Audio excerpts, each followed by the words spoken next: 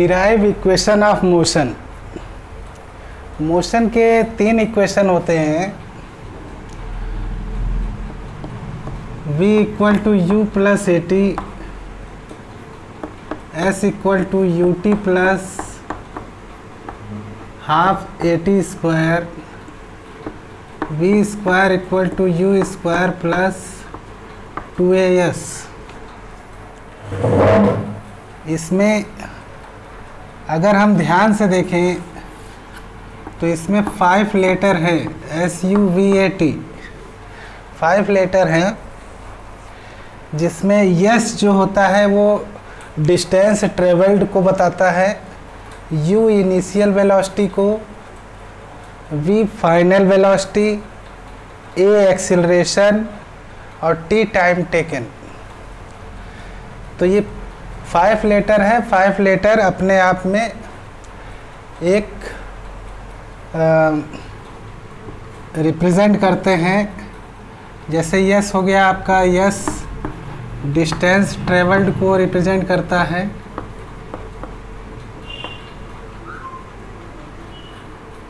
You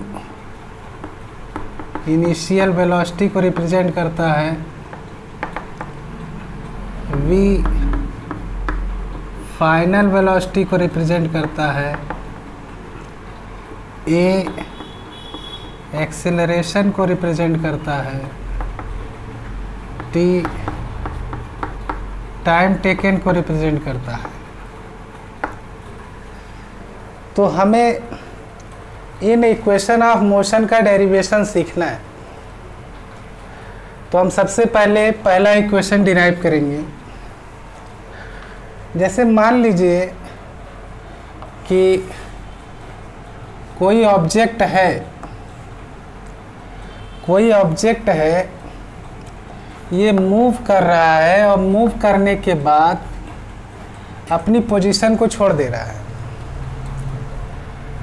तो यहाँ पर ऑब्जेक्ट की जो इनिशियल स्पीड है वो u है, और यहाँ पर ऑब्जेक्ट की फाइनल वेलोसिटी आपकी v है।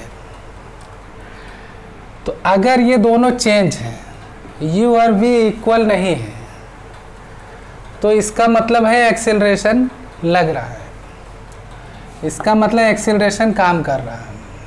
ठीक है, तो इसको यहाँ से यहाँ तक पहुँचने में कोई ना कोई टाइम भी लगेगा। तो if an object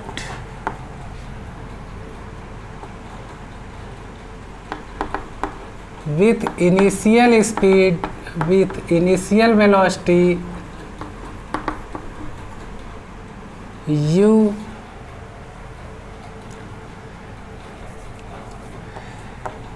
travel some distance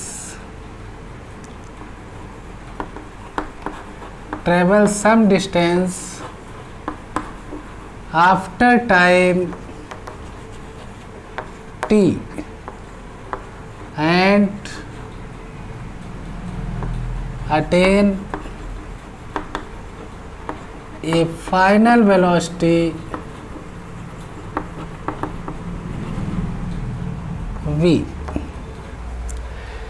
अगर एक ऑब्जेक्ट जिसकी इनिशियल वेलोसिटी u है, ट्रेवल सम डिस्टेंस, कुछ डिस्टेंस ट्रेवल करता है आफ्टर टाइम t समय के बाद, एंड अटेन से फाइनल वेलोसिटी v, और उसकी फाइनल वेलोसिटी v हो जाती है, देन एक्सीलरेशन का फार्मूला हम सब जानते होंगे। एक्सीलरेशन का फार्मूला होता है v minus u upon T, final velocity minus initial velocity upon time taken. तो अगर हम इस t को इधर ले जाएं तो ये हो जाएगा AT equal to v minus u. अब इसको इधर ले जाएं, इसको इधर ले जाएं, तो v minus u equal to AT, तो v इक्वल टू क्या हो जाएगा, u प्लस AT। इस तरीके से हमने देखा कि हमने first equation of motion solve किया, ठीक ना। अब हम आते हैं सेकेंड इक्वेशन पर।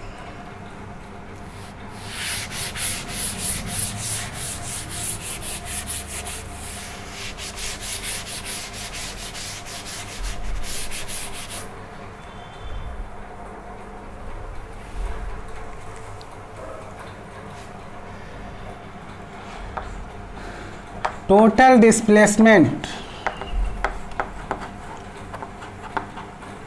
डिस्प्लेसमेंट का फार्मूला क्या बनेगा? Average velocity multiply time taken. अगर कोई ऑब्जेक्ट अपनी वेलोसिटी चेंज कर दे रहा है तो डिस्प्लेसमेंट होगा। तो वही हम पूछ रहे हैं, टोटल डिस्प्लेसमेंट का फार्मूला क्या होगा? Average velocity multiply time taken. जो टोटल डिस्प्लेसमेंट है उसको यस से रिप्रेजेंट करेंगे और एवरेज वेलोसिटी को हम लोग v plus u upon 2। Average कैसे निकालते हैं? दो वेलोसिटी दी गई है, दोनों वेलोसिटी का एवरेज निकालना है, दोनों को ऐड करके 2 से डिवाइड कर देंगे, मल्टीप्लाई टाइम टेकन। तो we know that v equal to u plus AT। ये हम जानते हैं v equal to u plus AT होता है, इसको हम डिराइव कर चुके हैं। और ये v की वैल्यू हमको यहाँ पर पुट कर देनी है, इसको इक्वेशन 1 मान लेंगे। Put the value of v in equation 1, we get. तो यस इक्वल टू क्या होगा? v की जगह पर u plus AT plus u upon 2 multiply t हो जाएगा, ठीक। अब ये u प्लस u क्या हो जाएगा? 2u plus AT upon 2 multiply t। अब हमें इस t को दोनों अंदर मल्टीप्लाई करना है।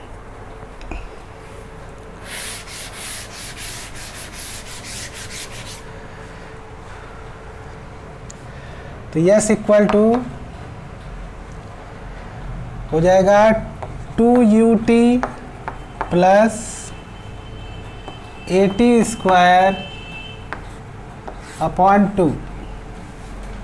अब हम इस 2 से दोनों को अलग अलग डिवाइड करेंगे। तो यस इक्वल टू क्या हो जाएगा? 2ut upon 2।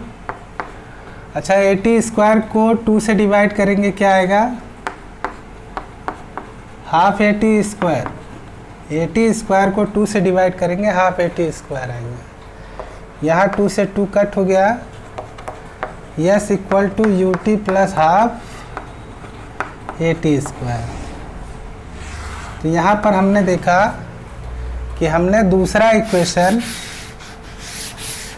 डिराइव कर दिया, ठीक है।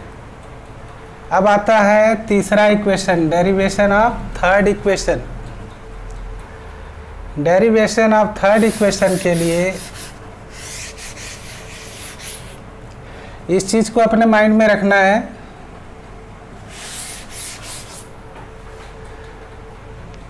थर्ड इक्वेशन ऑफ मोशन के लिए हम लोगों को फिर ये वाला topic average displacement, sorry total displacement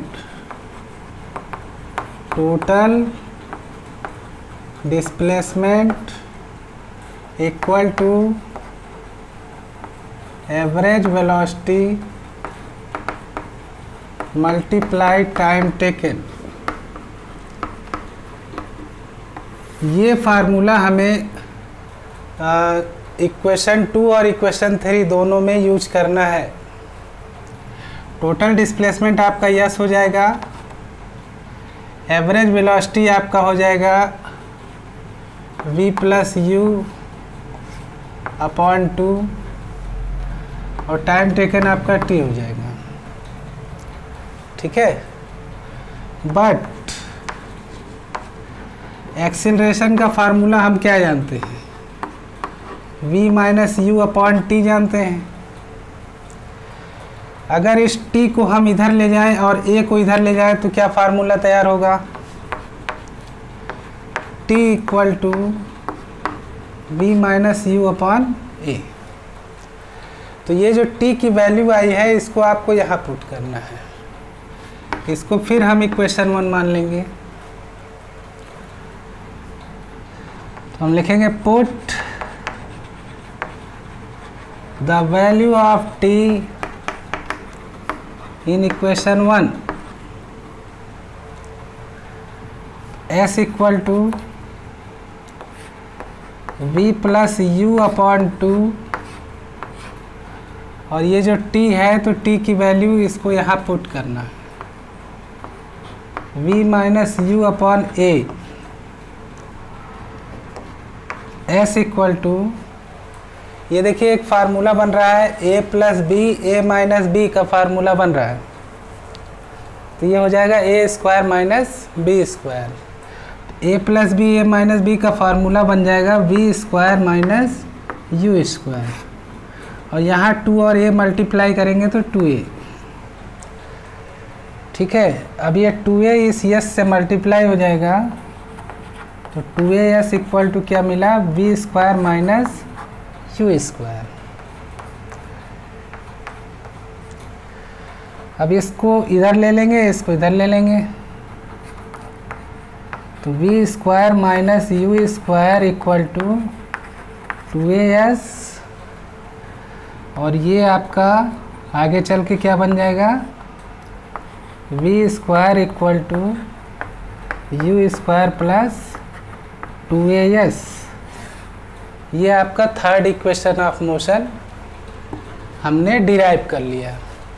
तो ये जो हमने 3 इक्वेशन ऑफ मोशन डिराइव किए हैं, ये हमने किससे डिराइव किए हैं, ये एल्जेब्रिकली सॉल्व किया है, एल्जेब्रिकली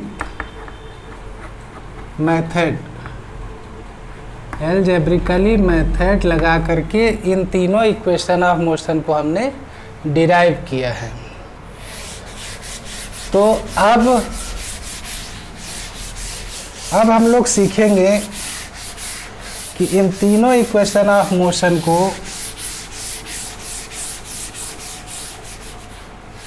हम ग्राफिकली कैसे सॉल्व करेंगे। ग्राफिकली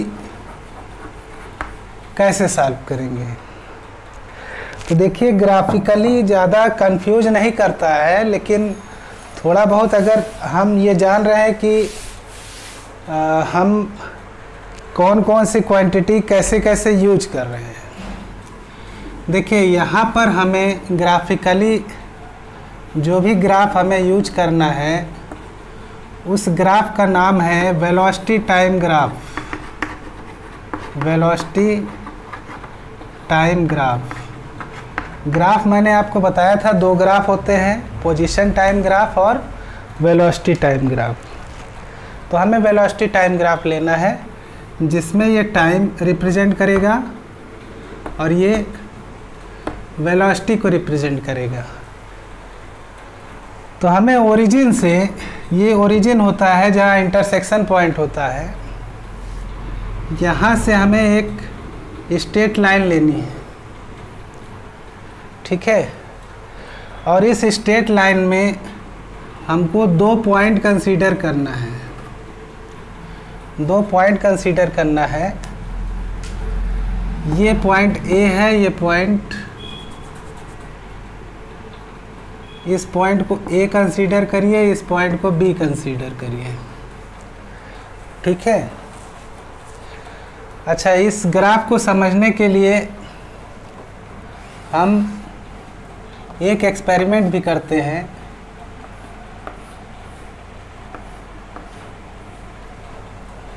एक ऑब्जेक्ट है, मान लीजिए ये ओ पर है और कुछ टाइम के बाद ये ए पर पहुंच जाता है और कुछ टाइम के बाद ये बी पर पहुंच जाता है। और ये कैसा मोशन है? यूनिफॉर्म मोशन है। मतलब ये जो ऑब्जेक्ट मोशन कर रहा है ये यूनिफॉर्म मोशन कर रहा है। ठीक है। अब हमको एक काम करना है, हमें इसको नहीं लेना है, हमें इसको लेना है और इसको लेना है।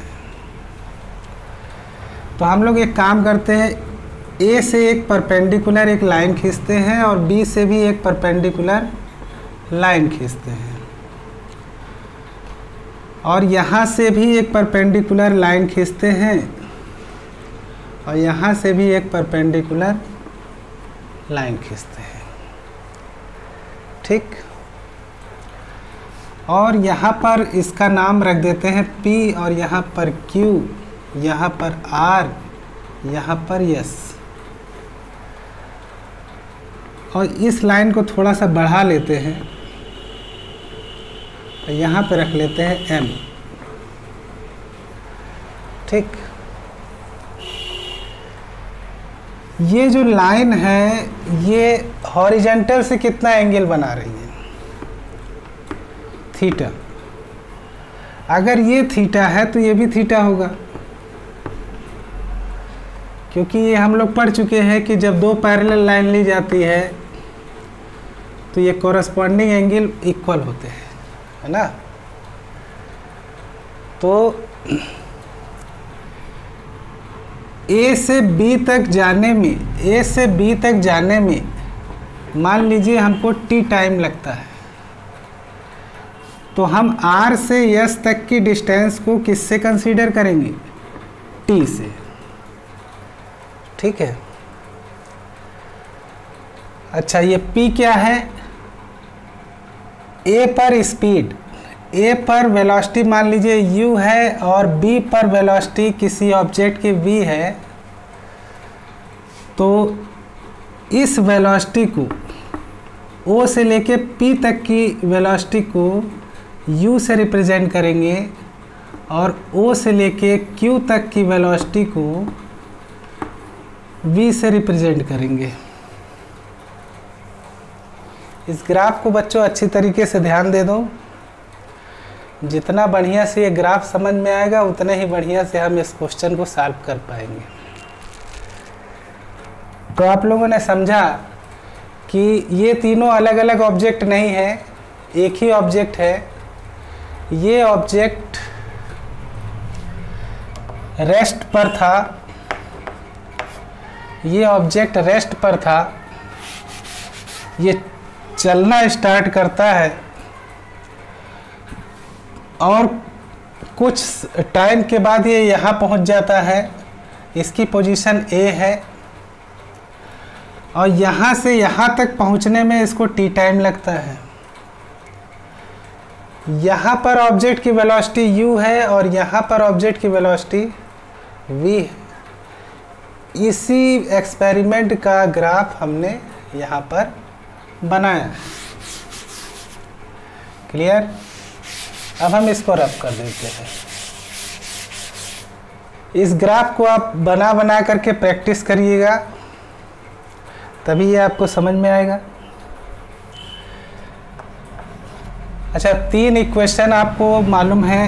एक पहला इक्वेशन है v equal to u plus a t, दूसरा है s equal to u t plus half a t square, तीसरा है v square equal to u square plus 2as। ठीक है। तो सबसे पहले हमको एक ट्रायंगल लेना है। इस ट्रायंगल का नाम है AMB। अब ये ट्रायंगल AMB कहाँ है? AMB, इसका स्लोप कितना है? स्लोप इक्वल टू क्या होगा? देखिए, किसी भी राइट एंगल ट्रायंगल का स्लोप, किसी भी राइट एंगल ट्रायंगल का स्लोप परपेंडिकुलर अपॉन बेस, ये वाली साइड अपॉन ये वाली साइड होती है। तो क्या हम इसको BM अपॉन AM लिख सकते हैं कि नहीं? लिख सकते हैं। वेलोसिटी टाइम ग्राफ में जो स्लोप होता है वो एक्सीलरेशन को रिप्रेजेंट करता है। वेलोसिटी टाइम ग्राफ में जो स्लोप होता है वो एक्सीलरेशन को रिप्रेजेंट करता है। इस चीज़ को ध्यान रखिएगा। BM की वैल्यू क्या होगी? ये BM की वैल्यू क्या होगी? ये BM इस PQ के बराबर होगा, इस PQ के बराबर होगा। और ये PQ कैसे निकलेगा? जब हम OQ में से OP को माइनस करेंगे। BM कैसे निकलेगा? जब हम OQ में से OP माइनस करेंगे। और AM कैसे निकलेगा? ये AM इस RS के बराबर है ना? तो एक्सीलरेशन इक्वल टू OQ किसके बराबर है? OQ इस वेलोसिटी के बराबर है V। OP किसके बराबर है? U के बराबर है। RS किसके बराबर है? इस T के बराबर है। तो ये T इधर चला जाएगा तो ये बन जाएगा AT equal to V minus U। अब V माइनस U को इधर ले जाएंगे तो V इक्वल टू क्या हो जाएगा? U plus AT। ये आपको समझ में आया? पहला इक्वेशन ऑफ मोशन हम लोग स्लोप से निकालते हैं। अब हम लोग सेकेंड इक्वेशन ऑफ मोशन पर चलते हैं।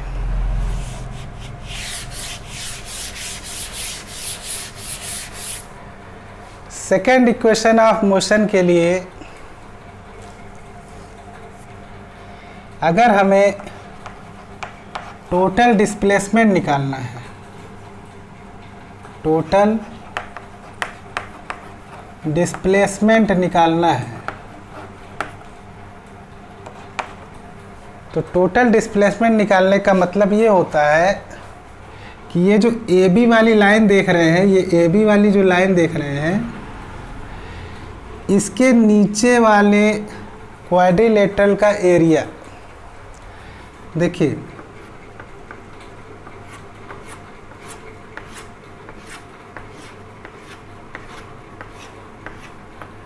इस क्वाड्रिलेटरल का एरिया हमको अगर पता लग जाए तो वही आपका टोटल डिस्प्लेसमेंट होगा।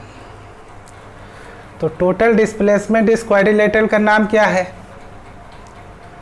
तो हम लिख सकते हैं एरिया ऑफ ट्रेपेजियम। ये जो आपका फिगर दिख रहा है ये एक ट्रेपेजियम की जैसा दिख रहा है। और इस ट्रेपेजियम का नाम क्या है? ABM SRA। ABM SRA ऐसे करके पूरा लेटर जितने भी दिखाई दे रहे हैं सब लिख डालो। ABM SRA। अच्छा, ट्रेपेजियम के एरिया का फार्मूला क्या होता है? Half into sum of parallel sides multiply height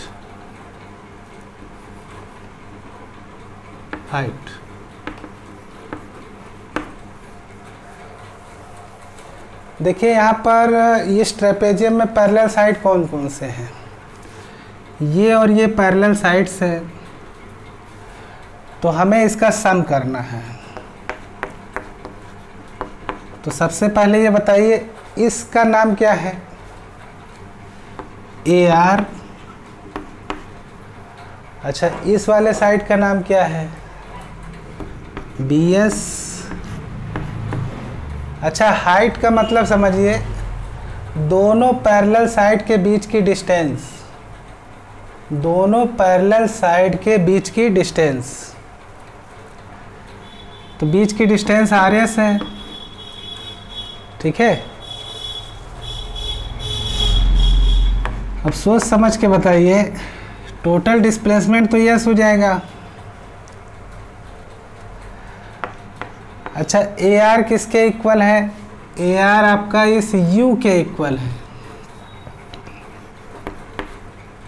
और ये BS किसके इक्वल है, ये BS इस V के इक्वल है, U प्लस V, और ये RS T के इक्वल है। अब इसको हम बिल्कुल जैसे अलजेब्रिकली सॉल्व किए थे वैसे ही फिर सॉल्व कर देंगे। तो ये हो जाएगा U प्लस V की जगह हो जाएगा U प्लस AT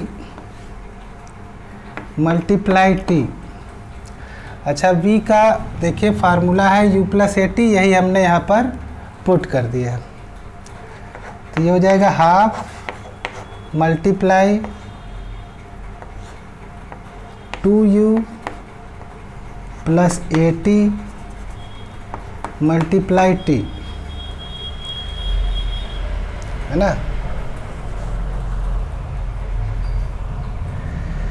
अब हाफ T को अंदर मल्टीप्लाई कर दीजिए, 2UT प्लस AT स्क्वायर। अब इस 2 से अंदर 1/2 से दोनों को मल्टीप्लाई कर दीजिए, तो ये क्या हो जाएगा, s equal to 2UT upon 2 plus half AT square. 2 से 2 कट हो जाएगा, तो हमें यहाँ पर S इक्वल टू क्या मिलेगा, UT plus half AT square. ये हमारा सेकेंड इक्वेशन ऑफ मोशन मिल जाएगा, है ना। सेकेंड इक्वेशन ऑफ मोशन के बाद हम लोग जब third equation of motion derive करेंगे, तो थर्ड इक्वेशन ऑफ मोशन में ये लाइन सेम रहेगी, ये भी सेम रहेगी, ये भी सेम रहेगी, और ये भी सेम रहेगी। ये 4 लाइन आपको इक्वेशन 2 से रिपीट करनी है, और इसके बाद आप इसको यहाँ से रब कर देंगे, ठीक है। रब करने के बाद हम यहाँ लिखेंगे बट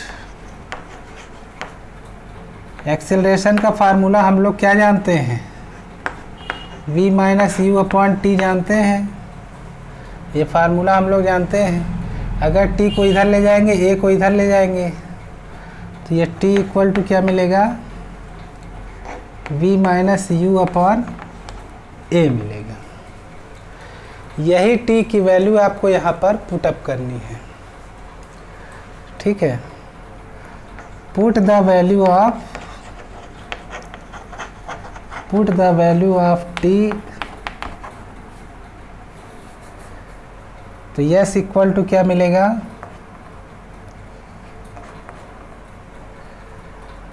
हाफ, ये जो U प्लस V लिखे हैं इसे आप V प्लस U लिख लीजिए, और इस T की जगह पर क्या लिखेंगे, V minus U upon a. देखिए ये a plus b a minus b का फार्मूला बन गया और ये 2 और a आपस में मल्टीप्लाई हो जाएंगे, तो ये that is equal to v square minus u square upon 2a। अब ये 2a इस यस से मल्टीप्लाई हो जाएगा, तो हमें जो फार्मूला मिलेगा वो कुछ इस तरीके से मिलेगा।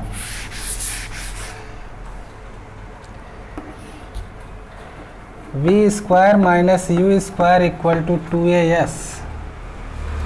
ये देखिए v square minus u square और ये 2a इस यस से मल्टीप्लाई हो जाएगा, तो वी स्क्वायर इक्वल टू क्या हो जाएगा, you square plus 2as।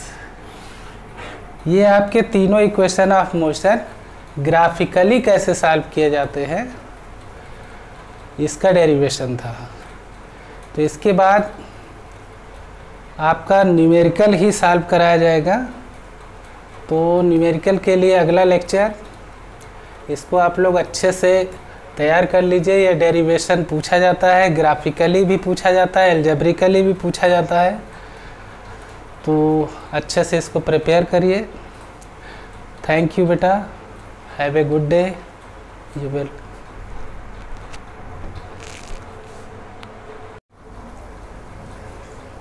Good morning student.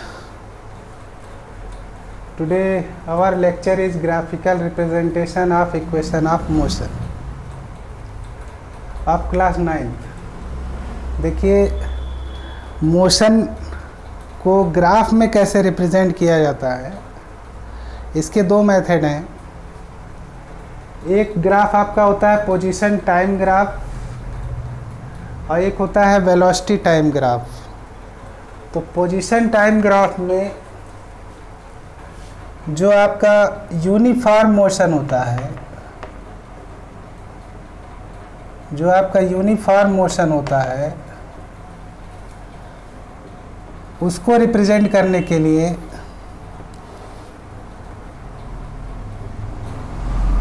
हम एक हॉरिजॉन्टल लाइन लेते हैं, एक वर्टिकल लाइन लेते हैं, जैसे ग्राफ में लिया जाता है। हॉरिजॉन्टल लाइन रिप्रेजेंट करती है टाइम को रिप्रेजेंट करती है और वर्टिकल लाइन आपकी पोजीशन को रिप्रेजेंट करती है। पोजीशन मतलब डिस्टेंस। तो अगर मान लीजिए इन दोनों के बीच में अगर ग्राफ बन रहा है, एक स्ट्रेट लाइन ग्राफ बन रहा है। कैसा ग्राफ बन रहा है, स्ट्रेट लाइन ग्राफ। तो इसमें हम कह सकते हैं कि ये एक यूनिफॉर्म मोशन है, ये एक यूनिफॉर्म मोशन है। अच्छा, ये स्ट्रेट लाइन ज़रूरी नहीं है कि यहाँ ओरिजिन से ही बने, ठीक है, लेकिन हाँ स्ट्रेट लाइन होनी चाहिए। ये ग्राफ आपका ऐसे भी हो सकता है, ये ग्राफ आपका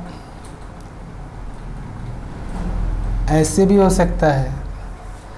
मतलब स्ट्रेट लाइन से ही हमको ये पता चलता है कि हमारा जो मोशन है वो कैसा है, यूनिफॉर्म मोशन है, ठीक है। अब हमें जानना है कि नॉन यूनिफॉर्म मोशन कैसा होता है। नॉन यूनिफॉर्म मोशन क्या होता है, जैसे आपके पास एक ग्राफ है, ये टाइम को रिप्रेजेंट करता है और ये डिस्टेंस को रिप्रेजेंट करता है।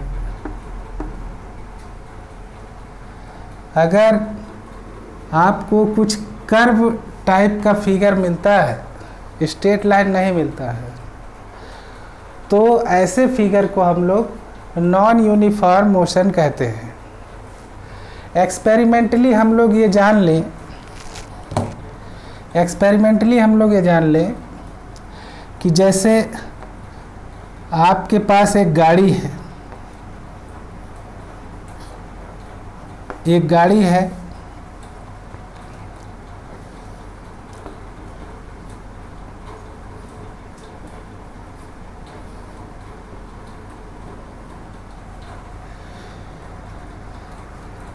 ये गाड़ी का इनिशियल पोजीशन है और ये गाड़ी का फाइनल पोजीशन है। ये गाड़ी का इनिशियल पोजीशन है, ये गाड़ी का फाइनल पोजीशन है। अगर दोनों के बीच जो गाड़ी है वो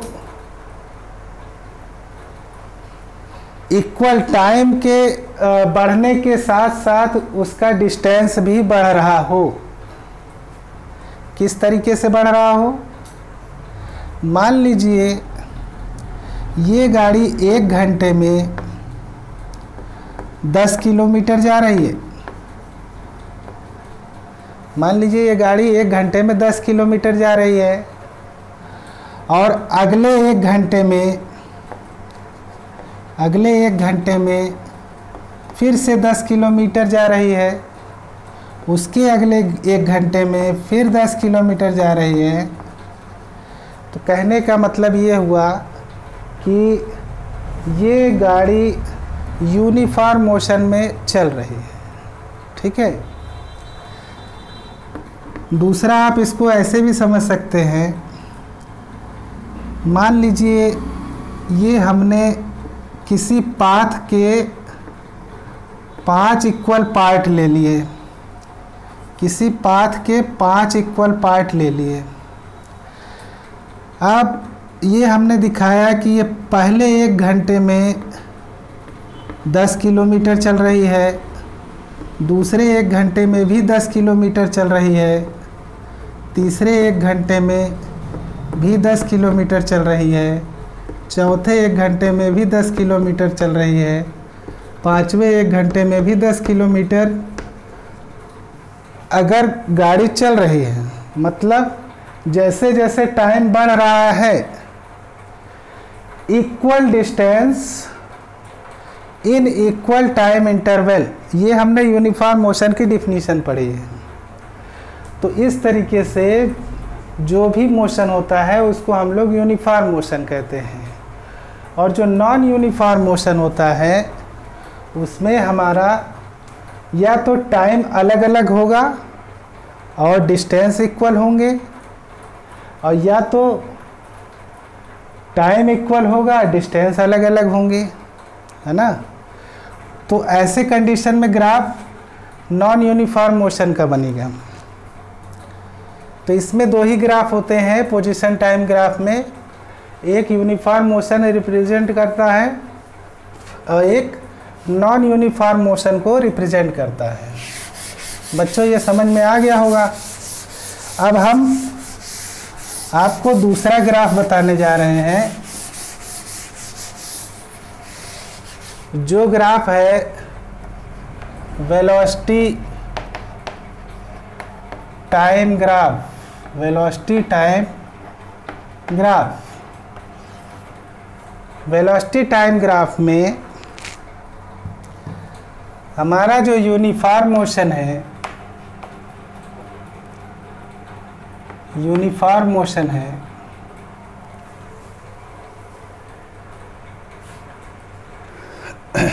एक स्ट्रेट लाइन होता है, लेकिन इसमें जो हॉरिजॉन्टल लाइन होती है वो टाइम को रिप्रेजेंट करती है, और जो वर्टिकल लाइन होती है ये वेलोसिटी को रिप्रेजेंट करती है, गाड़ी की स्पीड को रिप्रेजेंट करती है। अगर मान लीजिए ग्राफ कुछ इस तरीके का बनता है, अगर ग्राफ कुछ इस तरीके का बनता है मतलब पैरेलल टू टाइम, तो यहाँ पर हमारी स्पीड कांस्टेंट होती है, ठीक है, और यूनिफॉर्म मोशन होती है। ठीक, तो कांस्टेंट स्पीड का मतलब क्या होता है? कांस्टेंट स्पीड का मतलब होता है कि यहाँ पर एक्सीलरेशन 0 है, गाड़ी की स्पीड बढ़ नहीं रही है, गाड़ी की स्पीड कांस्टेंट है, तो हमारा एक्सीलरेशन 0 होता है। अब दूसरी कंडीशन ये है कि ये ग्राफ में हॉरिजॉन्टल लाइन टाइम को रिप्रेजेंट कर रही है, वर्टिकल लाइन वेलोसिटी को रिप्रेजेंट कर रही है। अगर हमारा ग्राफ कुछ इस तरीके से बनता है और स्ट्रेट लाइन बनता है तो ये भी हमारा यूनिफॉर्म मोशन है, लेकिन यहाँ पर एक्सेलरेशन आपका इंक्रीज कर रहा है। एक्सेलरेशन हमारा क्या कर रहा है? इंक्रीज कर रहा है। ठीक है, तो इस कंडीशन में मोशन हमारा यूनिफॉर्म रहेगा, लेकिन एक्सेलरेशन हमारा इंक्रीज करेगा। अब एक ग्राफ और आता है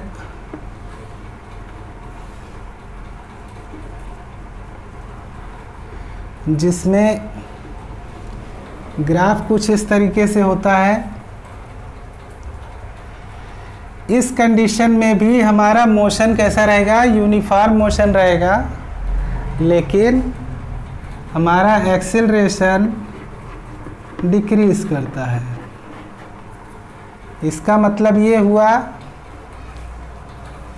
कि यहाँ पर अगर हम दो ऑब्जेक्ट लेते हैं, अगर इस ऑब्जेक्ट की किसी टाइम पर स्पीड मान लीजिए 5 मीटर पर सेकेंड है और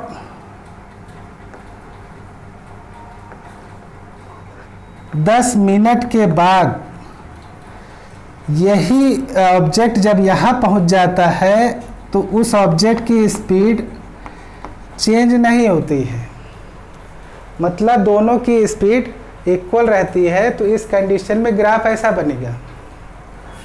लेकिन अगर हम उसको यहाँ पर कंसीडर करें,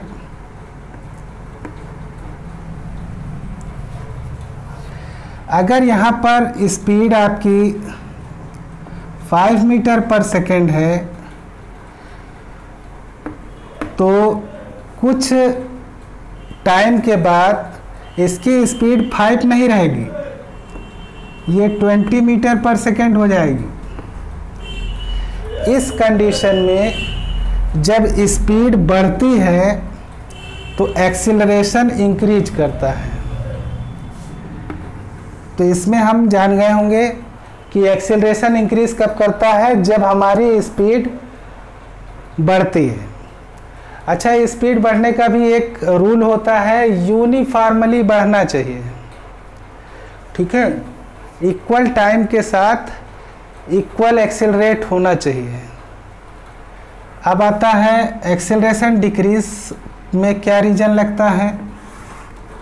अगर कोई ऑब्जेक्ट पहले 20 मीटर पर सेकेंड में था और कुछ टाइम के बाद इसकी स्पीड 5 मीटर पर सेकेंड हो जाती है, मतलब इसकी स्पीड हमारी कम हो रही है।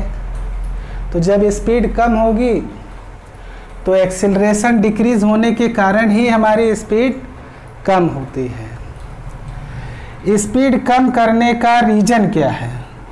हम गाड़ी में ब्रेक अप्लाई करते हैं। जब गाड़ी में ब्रेक अप्लाई करेंगे तभी हमारी स्पीड कम होगी। अच्छा, स्पीड बढ़ने का क्या रीज़न है? एक्सीलरेटर। जब हम गाड़ी में एक्सीलरेटर का यूज करेंगे तब हमारी गाड़ी की स्पीड बढ़ती है, लेकिन यूनिफॉर्मली बढ़ाने पर ही हमारा यूनिफॉर्म मोशन मिलेगा। एक्सीलरेशन यूनिफॉर्मली होना चाहिए। ये जो कंडीशन है इसको हम लोग कहेंगे uniformly accelerated motion. Accelerated motion, ये जो कंडीशन है, और इसको क्या कहेंगे? Uniformly retarded motion. Retarded motion, retarded मतलब होता है जब एक्सेलरेशन डिक्रीज करे तो ऐसे मोशन को हम लोग रिटार्डेड मोशन कहते हैं। तो आप लोगों ने वेलोसिटी टाइम ग्राफ में देखा, इसमें भी स्ट्रेट लाइन होती है, लेकिन इसमें 3 ग्राफ में क्लियर किया जाता है कि हमारा मोशन अगर कांस्टेंट है तब वेलोसिटी टाइम ग्राफ क्या होगा, जब हमें यूनिफॉर्मली एक्सेलरेटेड मोशन निकालना है तो ग्राफ कैसे हमको बनाना है, और जब यूनिफॉर्मली रिटार्डेड मोशन दिखाना है तो हमें ग्राफ कैसे बनाना है। और इसमें जो आपका नॉन यूनिफॉर्म मोशन होता है,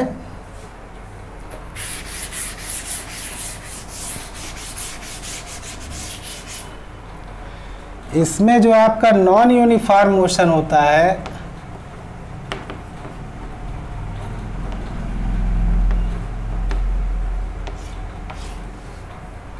वो आपको 2 टाइप से मिलेगा। एक आपको ऐसे मिलेगा और एक आपको